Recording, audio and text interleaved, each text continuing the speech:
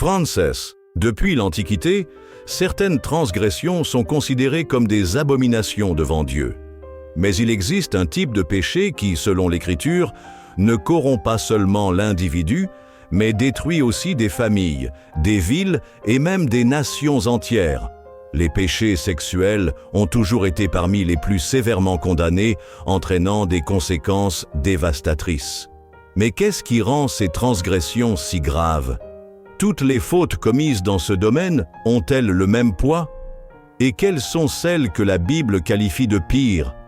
Aujourd'hui, nous allons analyser 4 péchés sexuels mentionnés dans les Écritures, et le dernier est peut-être le plus choquant de tous.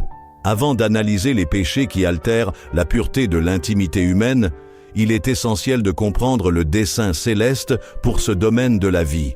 Dès le début de la création, le Créateur a établi l'union entre l'homme et la femme dans le cadre du mariage comme un lien sacré et protégé. Dans le livre de la Genèse 2:24, nous lisons « C'est pourquoi l'homme quittera son père et sa mère et s'attachera à sa femme, et les deux deviendront une seule chair. » Cet enseignement définit non seulement la structure du mariage, mais aussi les limites de la sexualité selon l'ordre divin. Cependant, au cours de l'histoire, ce don a été maintes fois corrompu et transformé en motif de dégradation spirituelle et de désordre moral. L'apôtre Paul souligne la gravité de ce problème dans sa lettre aux Corinthiens, 1 Corinthiens 6:18, en déclarant « Fuyez l'immoralité sexuelle. Tout autre péché commis par une personne est en dehors du corps, mais celui qui pratique l'immoralité pêche contre son propre corps. » Cet avertissement montre que la transgression dans ce domaine cause des dommages profonds, affectant à la fois l'individu et la communauté qui l'entoure.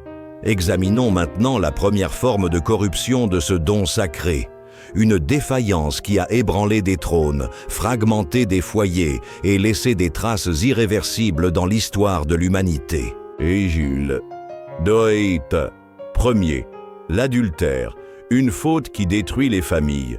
Peu de transgressions causent des dommages aussi profonds au sein d'un foyer que l'infidélité conjugale. Depuis l'Antiquité, les Écritures traitent cette faute avec sévérité, car non seulement elle blesse directement les personnes concernées, mais elle rompt aussi l'alliance établie par le Créateur pour le mariage. Les 10 commandements contiennent une instruction directe et non négociable. Tu ne commettras pas d'adultère. Exode 20:14. Ce commandement souligne le sérieux avec lequel Dieu traite la fidélité dans le mariage. Cependant, Jésus a élevé le niveau moral encore plus haut lorsqu'il a déclaré dans Matthieu 5:28 « Mais moi, je vous dis que quiconque regarde une femme avec une intention impure a déjà commis l'adultère avec elle dans son cœur. » Ainsi, la trahison conjugale ne se limite pas à l'acte physique, mais aussi aux intentions du cœur. Plusieurs exemples bibliques démontrent les conséquences dramatiques de cette pratique. L'un des récits les plus connus est celui du roi David, qui s'est engagé avec Bethsabée, la femme d'Uri. Ce qui n'était au départ qu'un désir éphémère a culminé dans la trahison, le mensonge et même le meurtre. En conséquence, son royaume et sa famille ont subi des dommages irréparables. Pourquoi l'infidélité conjugale est-elle si destructrice? Parce qu'elle sape la confiance. De nombreux mariages ne se remettent jamais complètement de cette blessure. Parce qu'elle attire la discipline divine. En Hébreux 13:4, nous lisons « Le mariage doit être honoré par tous, et le lit conjugal doit être gardé pur, car Dieu jugera les adultères et tous ceux qui sont impurs. » Parce qu'elle éloigne la personne de Dieu. L'infidélité n'est pas seulement une offense à son conjoint, mais aussi au Seigneur. Mais pourtant, il y a de l'espoir pour ceux qui se repentent sincèrement.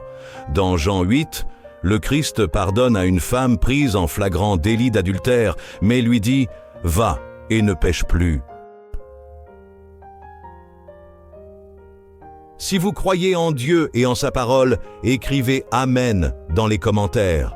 Nous voulons savoir combien d'entre vous partagent cette foi et s'engagent à vivre selon les principes bibliques.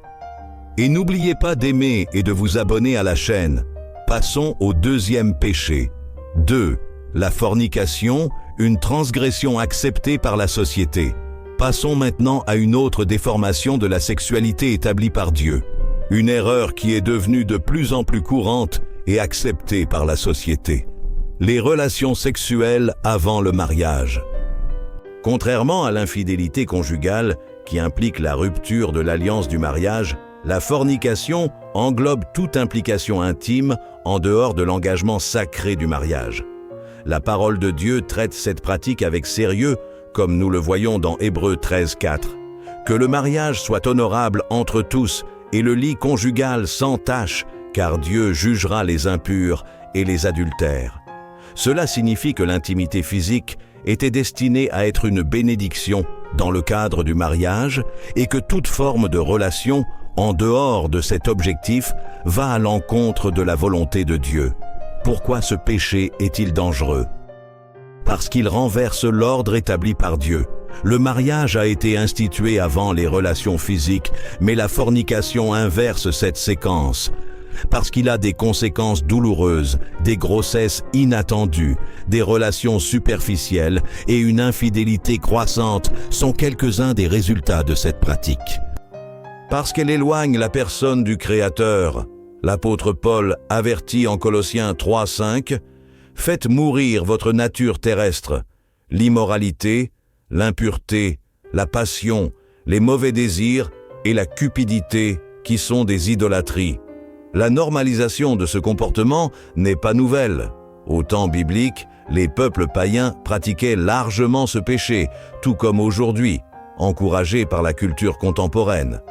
Cependant, Dieu appelle son peuple à vivre différemment. En 1 Thessaloniciens 4:3, nous trouvons un appel clair. « Car telle est la volonté de Dieu, votre sanctification, en vous abstenant de toute immoralité sexuelle. » Examinons maintenant la troisième forme de corruption de ce don sacré, une pratique qui détruit les sociétés et éloigne les gens du Créateur. Troisième, prostitution et luxure, la recherche incontrôlée du plaisir. La dégradation sexuelle n'a pas seulement un impact sur l'individu, elle peut aussi corrompre toute une civilisation. La recherche acharnée du plaisir sans limite a toujours existé et l'Écriture condamne fermement cette distorsion de la sexualité. Le livre des Proverbes 7 dépeint la prostitution comme un piège mortel. Sa maison est un chemin de géhenne qui descend vers les chambres de la mort. Proverbes 7, 26 à 27. Cet avertissement révèle le danger de vivre à la recherche de satisfaction sans engagement et sans but divin. Pourquoi ces pratiques sont-elles destructrices? Parce qu'elles asservissent l'âme. La personne qui s'adonne à la luxure ne trouve jamais de satisfaction, vivant dans un cercle vicieux d'insatisfaction. Parce qu'elles détruisent la société. Là où l'immoralité se répand, les valeurs se désintègrent, les relations deviennent jetables et la sainteté est négligée. Ou parce qu'elles éloignent la présence divine. Dans Osée 4:12, Dieu avertit « Mon peuple s'égare parce qu'un esprit de prostitution l'a séduit. » Jézabel est l'un des plus grands exemples bibliques de l'impact dévastateur de la luxure morale et spirituelle et de la prostitution. Son influence a éloigné Israël de Dieu et a entraîné sa ruine. Mais malgré toute cette corruption, il y a de l'espoir pour ceux qui cherchent la rédemption. L'apôtre Paul nous rappelle dans 1 aux Corinthiens 6:11 « Quelques-uns d'entre vous étaient ainsi, mais vous avez été lavés, sanctifiés, justifiés au nom du Seigneur Jésus-Christ et par l'Esprit de notre Dieu. » Quatrième, inceste et bestialité, la dégradation totale de la morale. La gravité de ces péchés est extrême. Ils représentent une rupture absolue avec l'ordre établi par Dieu, violant les limites naturelles et spirituelles. Le Lévitique 18 donne des avertissements directs. « Nul ne s'approchera d'une de vos parentes pour en découvrir la nudité. Tu ne coucheras pas non plus avec un animal pour te souiller avec lui. » Lévitique 18, 6, 23. L'inceste compromet les générations et peut provoquer des maladies héréditaires et l'éclatement de la famille. La bestialité, quant à elle, est considérée comme l'une des plus grandes abominations et est liée à l'idolâtrie dans les nations païennes. Des exemples bibliques révèlent les conséquences tragiques de ces pratiques. Les filles de Lot enivrèrent leur père et donnèrent naissance à 2 nations ennemies d'Israël, les Moabites et les Ammonites. Genèse 19, 30 à 38. Aminon et Tamar. Les abus d'Aminon ont entraîné la destruction de sa famille et sa propre mort. 2 Samuel 13, 1 à 29. Mais Dieu, dans sa miséricorde, offre le pardon. En 1 Jean 1,9, nous lisons « Si nous confessons nos péchés, il est fidèle et juste pour nous pardonner et nous purifier de toute iniquité. » L'immoralité est devenue normalisée et célébrée dans la société actuelle. Ce que nous voyons aujourd'hui reflète le passé des civilisations qui ont été confrontées au jugement divin. L'histoire de Sodome et Gomorrhe nous montre le sort réservé à ceux qui se laissent aller à la corruption. Genèse 18 à 20. Jésus nous a mis en garde contre ces temps.